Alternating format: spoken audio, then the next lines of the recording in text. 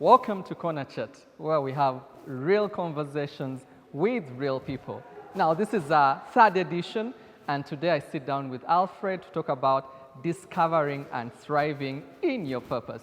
So as opposed to trying to discover purpose, I think we should seek to discover the gift that is in us. Is that purpose constant throughout my life, or does it change in the different seasons? Our purpose, in many ways, or our calling, I'd say, is determined by our Creator. For God so loved the world that He gave Alfred. You see, it's one thing for you to think you have a gift. It's another for you to view yourself as the gift. Why purpose is not directly and fully linked to career is you get to a point and you're not in a career anymore. Yeah. Does that mean you cease to be useful? But how do we deal with the fears? If I know, for example, I'm supposed to be singing, how do we deal with those fears, Alfred?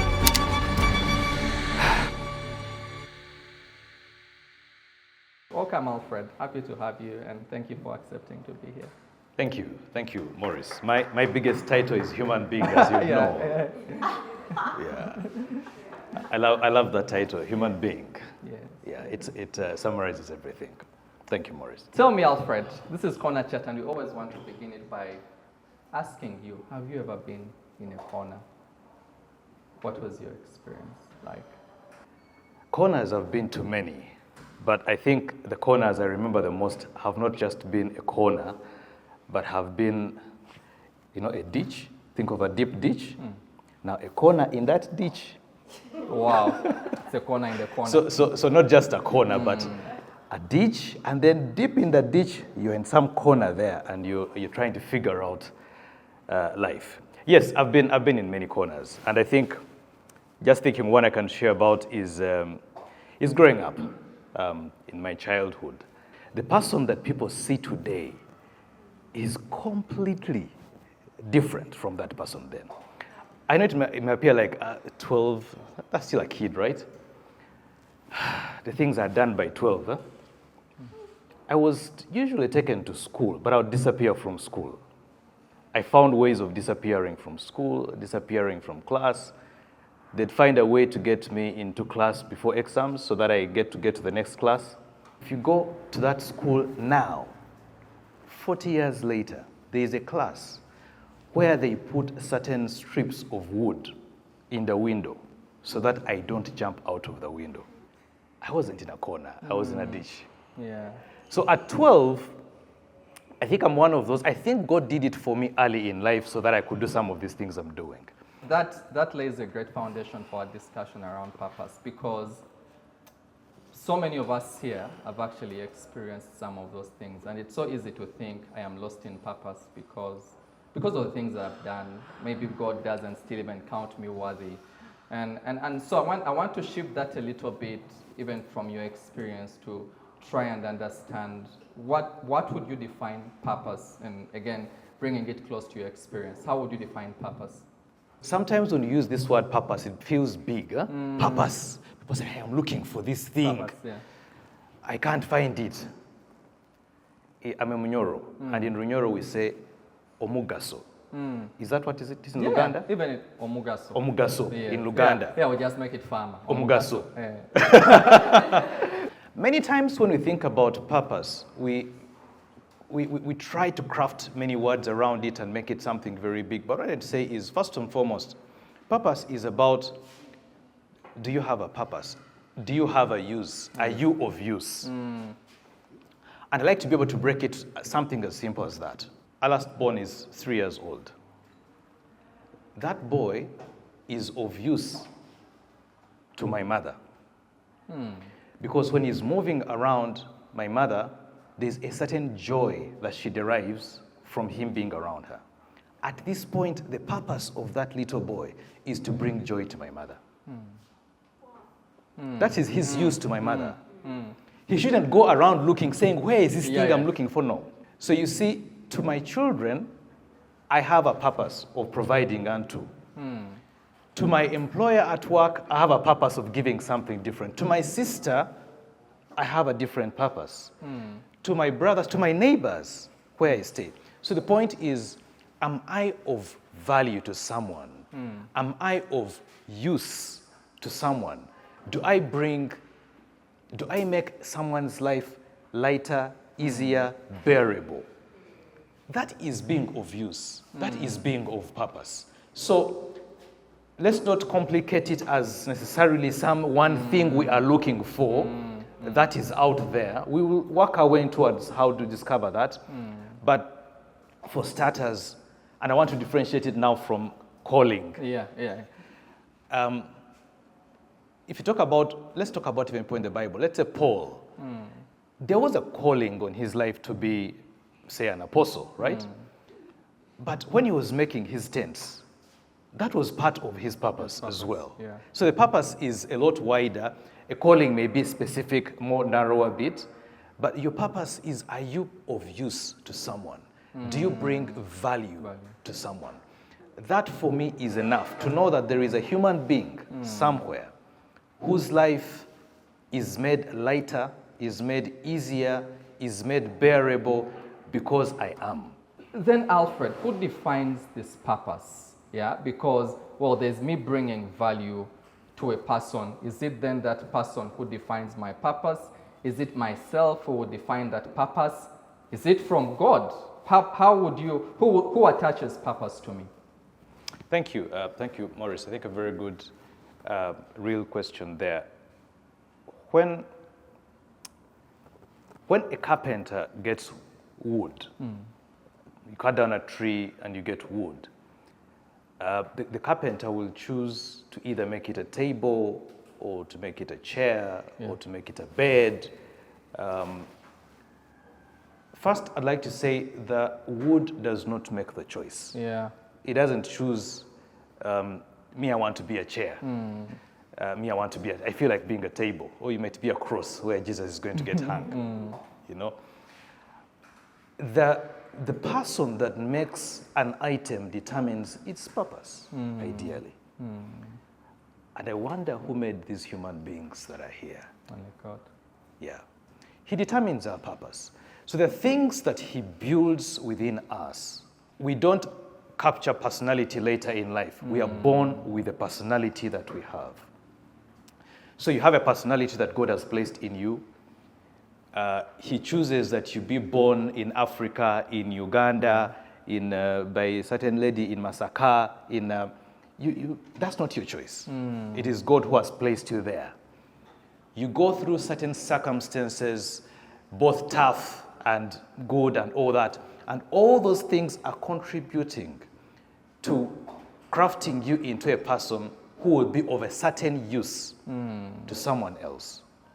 The things that God has put in you that enable you to be able to do corner chart. That not everyone in this room can start corner chart. And you could look back and say, there's a gifting I have in me, or there's an experience or experiences I've had in me, etc. But when they build together, they begin to point you towards what it is, what value you can be to different people in life. I see. So for me, one of the wrong questions I'm trying to fight with schools and parents around that keep asking kids, what do you want to be when you grow up? I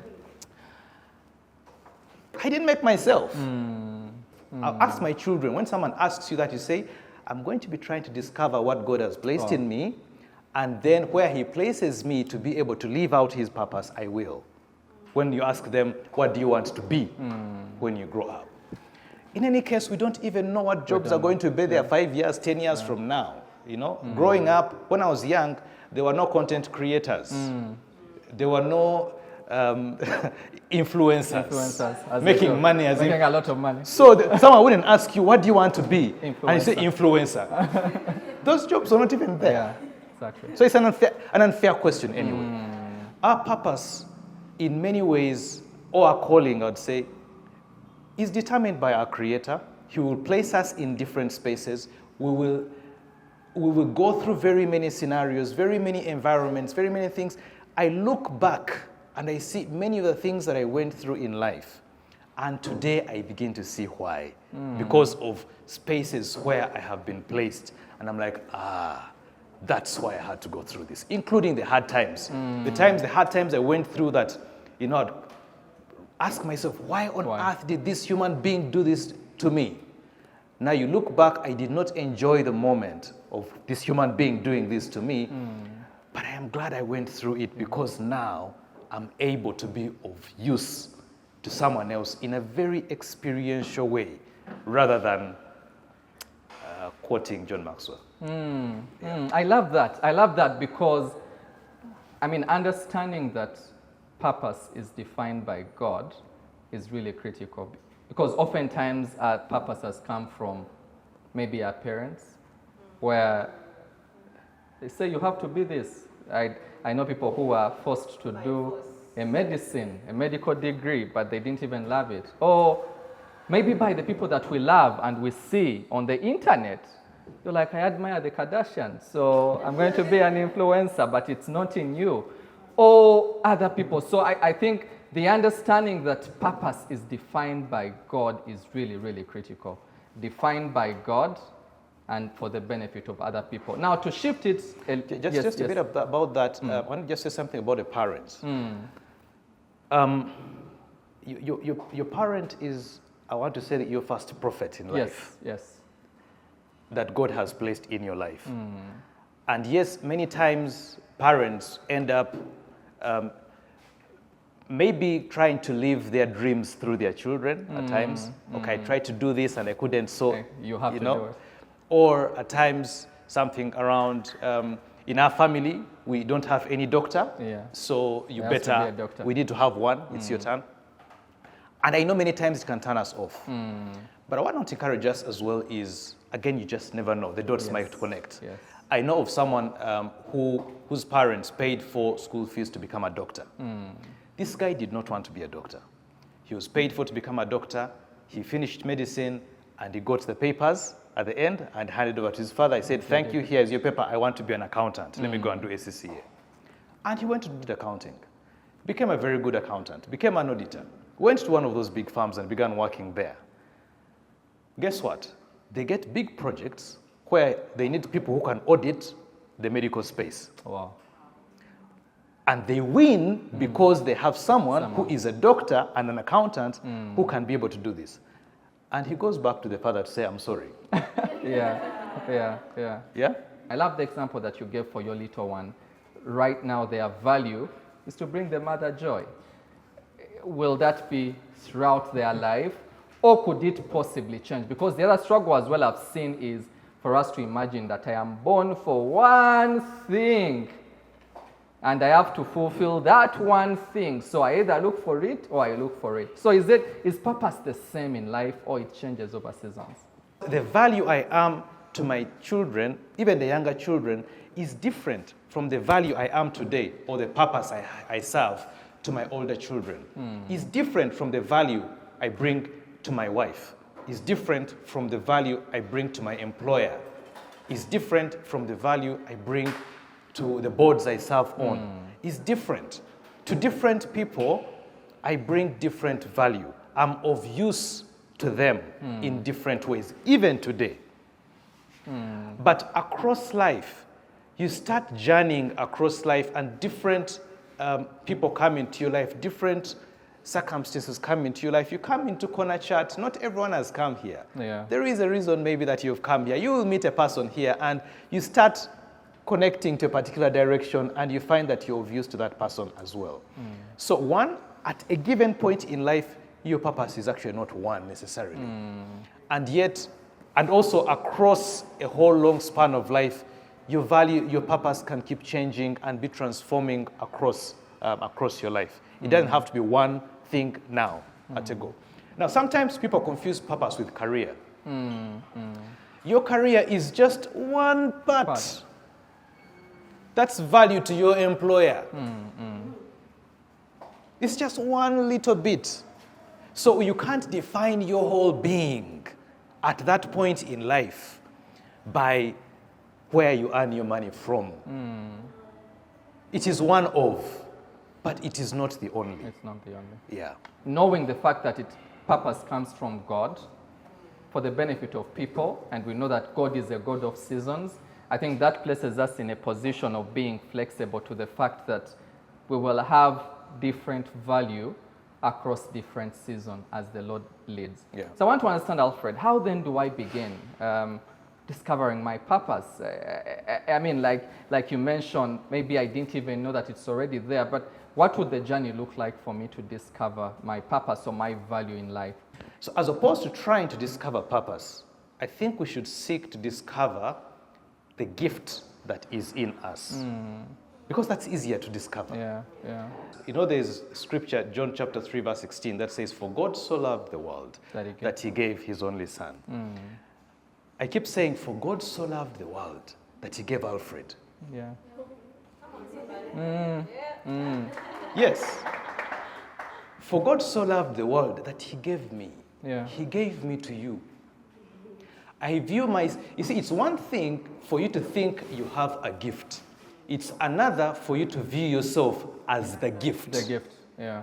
Because if I have a gift Gift is mine. I can choose who I give it to. I dispense there. I hold back here. I won't give you. No, it's mine. I won't give you. But if I know that I am the gift, the gift needs to live out the value that the gift is. Yeah. Now, once you discover the gift that you are, you then focus on being the value that that gift should be. Yeah. So I would spend a lot of my time trying to discover, Lord, what have you put in me? In me. Yeah. That gift is not for me. That gift is for other people out there. It's a gift he put in me for others. Now, when I know that I'm that gift and I don't live out my gifting, then of what use am I here? I should be put away. So there's a sense of urgency you keep feeling that I need to live out the gift that I am. And that's why as a child, when a child is growing up, what we need to be helping children to do is discover their giftings. Sometimes when we talk about gifting, some people are thinking, okay, things you use with your hands, crocheting or now cooking. But there are these giftings that you look at a person and if you can't identify them, I used examples that people would not easily identify. This person talks too much. Yeah. That's a gift. That's a gift. This person asks too many questions. That's a gift. So our role as parents, for those of us already parents, is to help people to identify the point is discover your gift. Discover the gift that has been placed in you. Okay, I would say discover, develop, and wait for deployment. So discover the gift, spend time developing it, harnessing it, improving your competence in that particular space, and then wait for deployment. Deployment by the one who sent you, who created you. He will deploy you by placing you in a certain workspace. He will deploy you by placing you in a certain neighborhood. He will deploy you by placing you in a certain marriage. Amen? And in there for a certain purpose. Yeah. So if I discover what is it, and God is willing, Yeah. Lord, what is it that you have placed in me? How do you want me to use it for your glory? How do you get to a point where you don't get many stars on yourself? Because if you see yourself as one who possesses a gift, oh, this guy is so gifted, they can sing.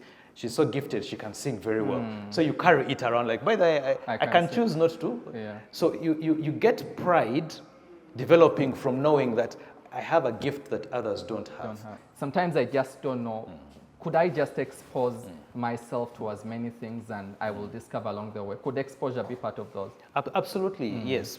Immersing ourselves in different things is what, and one of the things that we really lose a lot is our teenage life. Teenage is a life that we are supposed to be using to the extent possible to do a lot of discovery. Now, for many of us, I have teenagers. Sometimes when you have teenagers, sometimes you keep holding them back from everyone, from everything, from all these things. They try out this, you're holding them back. But that is normally a time for discovery. Yeah. Expose them to this, expose them to that. Now, if we didn't get that opportunity, we still have time. Yeah. But you see, when I get the boldness of trying out something and see whether it's flowing or not, I get to know, okay, I don't think this is the space. I try out the next bit. And I know that maybe this is, it seems to be more the space. So the easiest bit is at an early life, Yeah. early part of your life as a teenager. You're not paying bills yet. You're not, but now you're like, do I try out when I'm paying bills? Yeah, exactly. So in a way, your discovery is a bit longer at Yeah. times, a bit labored because you're like, Cautious. meanwhile, I'm trying to discover, but I also have bills to pay. I also have a Yeah. bit of this. But discovery, exposing yourself to spaces, having an open mind to getting into certain spaces, begins to, and even asking people around you who know you. Because there are things that we don't know about ourselves that people around us actually know. There is discovering your gifting, but there is going back and also discovering from your history. That's something I had to do. I went through an meet Alfred, where I had to ask myself and many people around me lots of questions around my whole life. I began from -2 years. Asking my mother, how did you meet with my father? How did I appear? I began going through all those, because between there and 5, I couldn't click what was going on. So why this, why that? And as I went through those answers, they began to explain certain things about me and why I do what I do today. And I went through thinking about my life, those things I was doing from 6, 7, 8, and thinking, why was I even doing this? I keep discovering, why was I even in this place? Why was I reacting the way I do? Today you react in a certain way to certain stimuli. You ask yourself, but why do I react like this?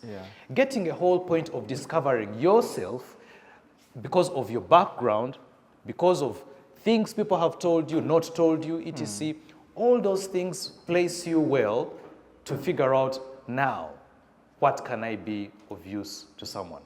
There are things you've been in and God has delivered you and brought you to another side.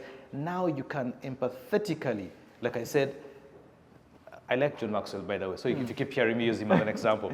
I won't be just quoting, by the way, like John Maxwell says, this can happen to you. No, I'll be saying, I was there and I came out of it like this. It's a different thing. And all those things, discovery around trying out new things, discovery around asking people around you, discovery around going back to examine who you are, and you get comfortable with who you are first and foremost. It takes away comparison. Because there is no human being ever who will have gone through the same backgrounds as another human being. As in, there's not even twins. I know. So that makes me unique. That makes me an individual. I stop saying those of the who's are doing this. Even me, I think I should be doing this. Even the Bible says, run your race with perseverance. The race that has been marked out for you. With perseverance. Not run the race, you're Alfred, run the race of Moses. Be like Moses. No, there is a race that has been marked out for Alfred. I ran mine with perseverance. Wow, amazing. Alfred, I have purpose, but I can't earn from it. And money is a critical part of life, really. I feel like I'm valuable to people, but then I don't earn from it. What should purpose correlate to money? Just a quick question. Why would someone give you their money? Because I bring value to them. Aren't you living out purpose to them? No one is going to get money from their pocket and give it to you unless you are giving them value. So you are an employee somewhere, and they give you money because you give value to them, because you are of use to them, because you serve a purpose to them. So find that person who will be able to use your gifting and pay you for it, to live out a part of your purpose to them by bringing value to them, and then they pay you for it and you move on. Why purpose is not directly and fully linked to career is you get to a point and you're not in a career anymore. Does that mean you cease to be useful? Does that mean that you cease to be of purpose, that now I don't have a job? And for many people that holds true, because they begin to feel like, oh, who am I now? Without a title. Who am I now? Where am I? You begin to get lost, you begin to get depressed, because all of a sudden, there is no title against your name, there is no job against which, and then, again, if you're here, please forgive me. Where you come on I used to serve as managing director at Acclaim Africa Limited. So it's very possible you come to my LinkedIn and see former managing director. because I am still linking to my former position. That's what gives me Ex-meta, I was former this, Yeah. because you still relate to me based on the position that I held, even if I ceased having it. So sometimes when you see a person doing former this, I'm the one here, I'm former this, because that's what defined their identity, unfortunately. You shouldn't be defining yourself by former this. If you moved, you've moved. I really, really, really love that, Alfred. And you did talk about the aspect of earning and being able to know that you're valuable to your employer. I think that is really, really critical, because oftentimes we look for jobs because I studied it. I mean, I went to school to do accounting. And again, I understand for the season you may need to be there, but I think the question that you need to ask yourself when you're waking up in the morning, am I bringing value in this space? Am I being purposeful to this kind of people? And you talked about the whole ex-meta, and that social media pressure and people pressure makes me feel like some of us, our value is way less than other people. So in terms of this purpose, how do I deal with that pressure? Because the other thing that I see us struggle most with is, I want to have a purpose similar to the other person. Because for them, they are reaching 20 people, 100 people. They have a big company. We've had things like, I want to be like Mark Zuckerberg. If my company is smaller than that, then I have no purpose in life. How do I, find the balance between knowing that God, in this moment, has called me to be a single mom to my one son, and that is valuable enough as meta. So how do you manage this pressure and you're like, whatever I have right now is valuable enough to somebody, and that is good enough? Thank you. The way you asked your question was pretty interesting, because I've never seen myself as being up there. I don't even know where up is. Yeah. Somewhere clean. Honestly, I don't know where up is. I normally keep telling my people at home I'm a very simple human being. I do, because I don't see the up there. But I think, again, part of that could be linked to gifting. To one, he gave 1 talent. To another, he gave 3. To another, he gave 5. 5, yeah. Today, I serve on, I've reduced the number of boards I serve on 6 only today. Only? Yes. The keyword. There's a time I was chairing 8. Yeah. But when background, when I look back in my history, I have had the capacity to handle so many things, so many spaces at the same time. At the same time, yeah. Again, it's about understanding. When I talked about studying yourself, Alfred, meet Alfred. When I go to my primary 7, I will see myself in primary 7. I'm a class monitor, I'm a science prefect, head of debating club, head of all in 1 year. Yeah. And I'm at the top of my class as well. I will go to King's College, Budo in A-level, and I'm seeing myself, I'm a chapel prefect, I'm a library prefect, I'm chess coach, I am Budo Drama Society chairman, and I'm doing all those things, and I'm doing my class as well. I go to university, I'm the chairman of the of Bachelor of Commerce, I'm a minister, I'm a GRC, all these things all at the same time. Because God has gifted me that way, to be able to do these many things all at the same time and deliver excellently in each of those areas. So when I sit today here and I'm able to sit in all these boards and be present to my children and be present to my wife and be present to my parents, it's because God has just gifted me that way. Normally in my day between 7 and 11:30 a.m., I have done a lot of work, things that sometimes take people 2 days to do, and I've done them in 5 hours. Now, if you want to try and be like Alfred, you're going to crash. Because God has gifted me that way. Gifting. If I just follow the research, it says you can't serve on more than 3 boards. That's the research. But I don't know my gifting. My gifting was given to me by God. And in my gifting, I know that I can without crashing. So if God has gifted you in a particular way, and it's not that one is even higher than the other. If God has gifted you in a particular way, and you've discovered that is your gift, that when I smile at people, when I meet people and I smile at them, they're, then just smile. And sometimes people look like they're moving very fast. They could be moving very fast, but winding. You could be moving slowly, but in a straight line. Yeah. And also, your life was never meant to be theirs. And theirs was never meant to be yours. Be faithful in what God has made you for. Just be faithful in that. And we talked about thriving. One of the reasons we do not thrive is we take up spaces that belong to other people. And then they also take up what belongs to us. We talked about that waitress who is good at smiling. Imagine that she goes to CJ's and her job is taken by this gloomy guy who wanted to look for money, and he just took up this job. Now, she is somewhere on the street, maybe busy being an accountant, I don't know, where she's also frustrated, smiling at the books, P&L. Smiling at P&L and smiling at the balance sheet. And it's, it's there, it doesn't take smiles. While her job in CJ's is taken by someone else. So both of you are frustrated. The person you're serving is frustrated because they came in thinking they'll get a good service, they're frustrated. Your employer is frustrated because you're not thriving, you're not shining, because you're not in your role you're supposed to be in. Basically, you also are frustrated, you're walking back home, frustrated because you don't find fulfillment in what you're doing. Basically, you're frustrating everyone by trying to be like someone else. Just be the best of you that you can be. And then you will definitely thrive. As we wind this down, I know we've talked about the role of God, definitely. But then sometimes we notice that there's value, but we have fears to chase it. So my kind of last question before I open it up to the audience is, how do I deal then with my fears?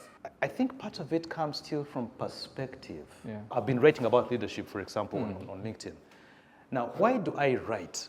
I write so there are less people going home frustrated every day because their manager does not know what to do. It's not about me.